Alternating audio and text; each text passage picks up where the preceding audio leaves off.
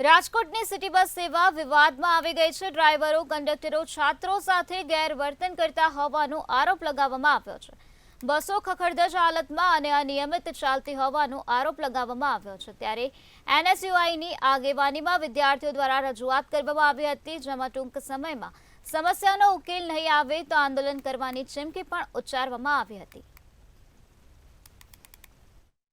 ખરા સમયથી વિદ્યાર્થીઓને સિટી બસની કારણે હાલાકી ભોગવવી પડતી હોય છે।